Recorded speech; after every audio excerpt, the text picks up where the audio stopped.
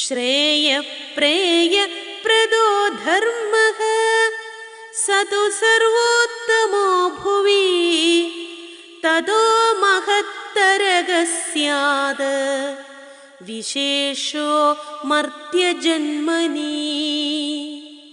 ശ്രേയഃ പ്രേയഃ പ്രദഃ, ശ്രേയസ്സിനെയും പ്രേയസ്സിനെയും പ്രദാനം ചെയ്യുന്ന സഹ ധർമ്മഃ തു, ആ ധർമ്മമാകട്ടെ ഭുവി ഈ ലോകത്ത് സർവോത്തമഃ ശ്രേഷ്ഠമായിട്ട് ഭവിക്കുന്നു.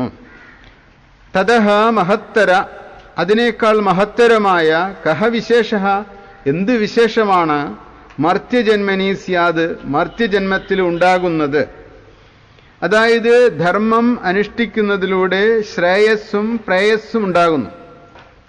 ഈ രണ്ട് വാക്കുകളും വളരെ പ്രത്യേകം ശ്രദ്ധിക്കേണ്ട പദങ്ങളാണ്. ശ്രേയസ് എന്ന് പറഞ്ഞാൽ മോക്ഷവും പ്രേയസ് എന്ന് പറഞ്ഞാൽ ഭൗതിക ജീവിതത്തിലെ ഐശ്വര്യവുമാണ്. ഭൗതിക ജീവിതത്തിലും ബാഹ്യജീവിതത്തിലും എല്ലാം കൊണ്ടും ഐശ്വര്യവും സമ്പത്തും ധനവും ഒക്കെ പ്രേയസ് നമുക്ക് തരുന്നു. ആ പ്രേയസ് വരുന്നത് എങ്ങനെയാണ്? ധർമ്മം ആചരിക്കുന്നതിലൂടെ. അപ്പോൾ സ്വധർമ്മം ആചരിക്കുന്നതിലൂടെ പ്രേയസ് വരുന്നു എന്ന് പറയുന്നത് ഒരു വശം. എന്നാൽ അതോടൊപ്പം തന്നെ ശ്രേയസ്സും ഉണ്ടാകുന്നു, മോക്ഷവും ആ വ്യക്തിക്ക് ഉണ്ടാകുന്നു. അങ്ങനെ ധർമ്മത്തിന് രണ്ട് ഫലങ്ങളെ ഉളവാക്കാൻ കഴിയും. ഒന്ന്, അത് സാധാരണ ബാഹ്യജീവിതത്തെ പോലും സമ്പുഷ്ടമാക്കി തരും. ധർമ്മം ചെയ്യുന്നതിലൂടെ നാം പാപ്പരായിട്ട് തീരുന്നില്ല, നിർധനനായിട്ട് തീരുന്നില്ല. ധർമ്മം ചെയ്യുന്നതിലൂടെ കൂടുതൽ കൂടുതൽ സമ്പന്നനായിട്ട് തീരുന്നു. അതാണ് ധർമ്മത്തിൻ്റെ പ്രത്യേകത. ധർമ്മം കാമധേനുവാണ്. ധർമ്മം അനുഷ്ഠിക്കുന്നതിലൂടെ വേണ്ടതെല്ലാം, തൻ്റെ അഭീഷ്ടങ്ങളെല്ലാം ആ വ്യക്തിക്ക് വന്നുകൊണ്ടേയിരിക്കും. ഒരിക്കലും മുടക്കില്ലാതെ മുട്ടില്ലാതെ അഭീഷ്ടങ്ങളെല്ലാം നടന്നുകൊണ്ടിരിക്കും. അത് ധർമ്മത്തിൻ്റെ ഒരു ശക്തിയാണ്.